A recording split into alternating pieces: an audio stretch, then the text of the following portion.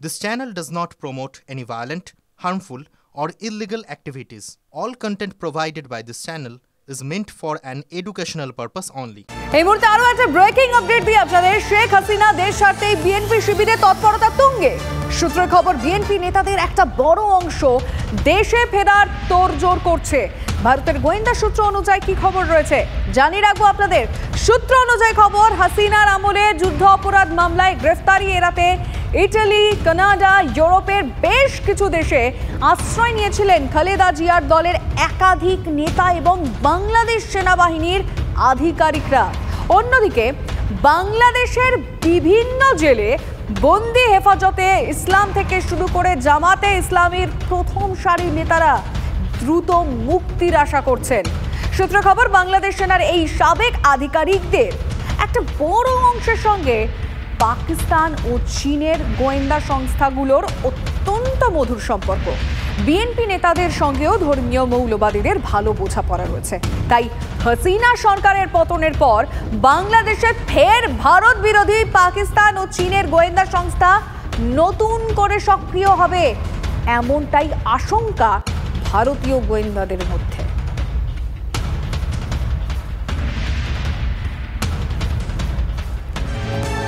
আচমকা হাসিনা আমাদের কাছে সাহায্য চেয়েছেন, রাজ্যসভায় জানালেন বিদেশমন্ত্রী এস জয়শঙ্কর।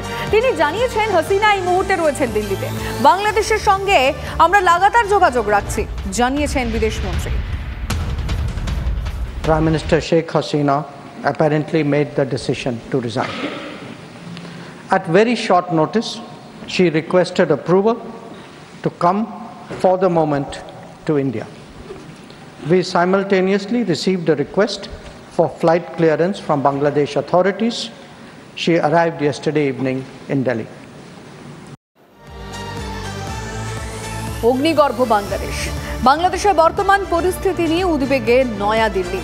সংসদের অ্যানেক্স ভবনে সর্বদল বৈঠকে মতের আদান প্রদান। এখনই বাংলাদেশ থেকে ভারতীয়দের উদ্ধার করে নিয়ে আসার পরিকল্পনা নেই ভারত সরকারের। পরিস্থিতির দিকে নজর রাখা হচ্ছে, পরিস্থিতি অনুযায়ী পদক্ষেপ করা হবে জানালো কেন্দ্র। এখনও প্রায় 13,000 ভারতীয় বাংলাদেশে আছেন বলে সর্বদলীয় বৈঠকে জানিয়েছেন বিদেশমন্ত্রী এস জয়শঙ্কর। বাংলাদেশের পরিস্থিতির নেপথ্যে কোনো বিদেশি শক্তির হাত আছে কি? সর্বদলীয় বৈঠকে বিদেশমন্ত্রী এস জয়শঙ্করকে প্রশ্ন করেন বিরোধী দলনেতা রাহুল গান্ধী। এত দ্রুত এ বিষয়ে মন্তব্য করা সম্ভব নয় জানান জয়শঙ্কর। তবে হ্যাঁ, বিদেশি শক্তির সক্রিয়তার সম্ভাবনা উড়িয়ে দেননি তিনি। বাংলাদেশ পরিস্থিতি নিয়ে সরকারের পাশে থাকার সর্বসম্মত বার্তা বিরোধী দলগুলির। হাসিনার নিরাপত্তার দায়িত্বে খোদ নিরাপত্তা উপদেষ্টা অজিত ডোভাল। 8,000 ভারতীয় ছাত্র দেশে ফিরেছেন, জানিয়েছেন বিদেশ মন্ত্রক। বাকিদের নিরাপত্তা সুনিশ্চিত করছে নয়াদিল্লি, আর এই মুহূর্তে তারা নিরাপদেই আছেন। কেন্দ্র সরকার বাংলাদেশের সেনাপ্রধানের সঙ্গে যোগাযোগ রাখছে।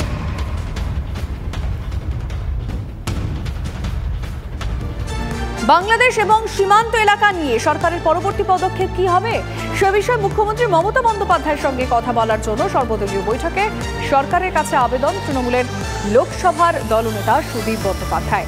আর এই প্রস্তাবে রাজি বিদেশমন্ত্রী এস জয়শঙ্কর। কেন্দ্রীয় স্বরাষ্ট্রমন্ত্রী অমিত শাহ এবং প্রতিরক্ষামন্ত্রী রাজনাথ সিং তারাও রাজি। বাংলাদেশের পরিস্থিতি নিয়ে কেন্দ্রের পাশে থাকার বার্তা দিয়েছেন মমতা। সর্বদলীয় বৈঠকে সে কথা জানিয়েছেন সুদীপ বন্দ্যোপাধ্যায়। শরণার্থী ইস্যুতে শুভেন্দুর মন্তব্যে আপত্তি তৃণমূলের। সূত্রের খবর, বিদেশমন্ত্রীর কাছে তীব্র অসন্তোষ জানান তৃণমূল। আর এই নিয়ে এস জয়শঙ্করকে অসন্তোষ জানালেন ডেরেক ওব্রায়েন। এই পরিস্থিতিতে বিরোধী দলনেতার আরও সংযত হওয়া উচিত, জয়শঙ্করকে বলেছেন ডেরেক। খবর সূত্রে, কাল শরণার্থী ইস্যুতে মন্তব্য করেন শুভেন্দু অধিকারী। তিনি বলেন যে বাংলাদেশ থেকে 1 কোটি শরণার্থী আসছেন, আশ্রয় দিতে তৈরি থাকুন, বলেন বিরোধী দলনেতা। ঠিক কি বলেছিলেন শুভেন্দু অধিকারী, যার প্রেক্ষিতে ডেরেক ওব্রায়েন এস জয়শঙ্করকে এই বক্তব্য রেখেছেন, আপনাদেরকে শোনাবো শুভেন্দু অধিকারীর সেই বক্তব্য। আপনারা প্রস্তুত থাকুন, 1 কোটি শরণার্থী পশ্চিমবঙ্গে আসবে। পশ্চিমবঙ্গের মুখ্যমন্ত্রী রাজ্যপালকে বলবো অবিলম্বে ভারত সরকারের সঙ্গে কথা বলুন, কারণ সিএতে পরিষ্কার আছে ধর্মীয় উৎপীড়নের কারণে যদি কাউকে মার খেয়ে আসতে হয় আমাদের দেশ নেবে। আমি আপনাকে বলছি, এই পরিস্থিতি যদি 3 দিনের মধ্যে কন্ট্রোল না হয়, জামাতের হাতে, মৌলবাদীদের হাতে বাংলাদেশ যাচ্ছে। 1 কোটির বেশি হিন্দু শরণার্থীকে নেওয়ার জন্য সবাই মানসিক প্রস্তুতি নেন। আমি দরকার হলে লিখবো জয়শঙ্করজিকে, ডাইরেক্ট করতে পারি না।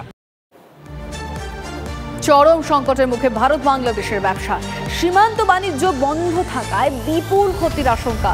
দক্ষিণ এশিয়ায় ভারতের সবচেয়ে বড় বাণিজ্য সহযোগী বাংলাদেশ। রফতানির পরিমাণ কমছে বাংলাদেশে। 2023-24 রফতানির পরিমাণ ছিল $200 কোটি। 2022-23 রফতানির পরিমাণ কমে হচ্ছে $184 কোটি। ভারত থেকে বাংলাদেশে যায় সবজি, কফি, চা, মশলা, চিনি। বাংলাদেশ থেকে ভারতে আসে মাছ, প্লাস্টিক, চামড়া, জামা কাপড়। ডলারের ঘাটতিতে বাংলাদেশের আমদানি কমেছে, প্রভাব ভারতেও পড়ছে। স্থলপথে ব্যবসায় খামতি হলে ভুগতে হবে পশ্চিমবঙ্গকেও।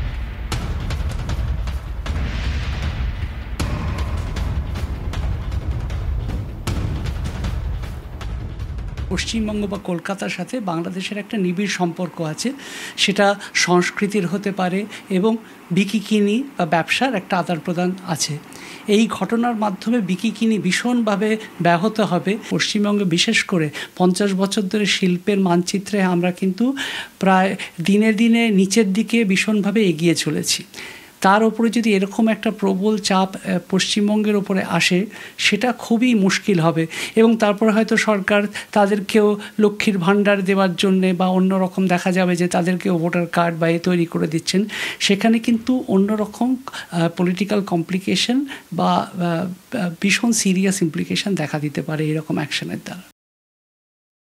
বাংলাদেশ বর্তমানে একটা চরম ডলার ক্রাইসিসে ভুগছে। অ্যাকচুয়ালি ফ্যাক্টরিগুলো সম্পূর্ণভাবে বন্ধ এবং যে পরিমাণ পণ্য ইম্পোর্ট করা হবে সেইগুলো ইম্পোর্ট ডকে এসে কীভাবে ফ্যাক্টরিতে আসবে, plus logistic, supply chain, total জিনিসটাই কিন্তু একটা অস্থিরতার মধ্যে রয়েছে। এবং অলরেডি ভারতবর্ষের বিভিন্ন সংস্থা পেমেন্টের জন্য অলরেডি সাফার করছে বিকজ অফ ডলার ক্রাইসিসের জন্য। কিন্তু এই জিওপলিটিক্যাল সিচুয়েশনের পক্ষে এটা কিন্তু আরও গভীর হতে পারে। বাংলাদেশে অশান্তি, কার্যত স্তব্ধ সীমান্ত বাণিজ্য। সকাল থেকেই থমথমে দক্ষিণ দিনাজপুরের হিলি সীমান্ত। গতকাল থেকে সীমান্ত দিয়ে বন্ধ আমদানি রপ্তানি, বন্ধ দোকানপাট। তবে সকাল 11টা থেকে সীমান্ত পেরিয়ে যাতায়াত শুরু হয়েছে। 0 পয়েন্টে বিএসএফ ও বিজিবি বৈঠক করে। ভারতীয় ব্যবসায়ীদের তরফে দাবি করা হয়েছে আগে বাংলাদেশে আটকে থাকা 90 গাড়ির চালক ও খালাসিদের ছাড়তে হবে, তারপর তারা রপ্তানি করবেন। হিলি সহ বাংলাদেশের সমস্ত সীমান্তে হাই অ্যালার্ট জারি। হিলি সীমান্তে মোতায়েন রয়েছে পুলিশের কমব্যাট ফোর্স। দক্ষিণ দিনাজপুরে এখনও 30 কিলোমিটার সীমান্ত খোলা রয়েছে। অনুপ্রবেশের আশঙ্কায় উচ্চ পর্যায়ের বৈঠক বিএসএফ কর্তাদের। উন্মুক্ত সীমান্ত এলাকায় বাড়তি নজরদারি বিএসএফের। হিলি বর্ডার তো সমস্ত রকম এক্সপোর্ট ইম্পোর্ট বন্ধ হয়ে গেছে।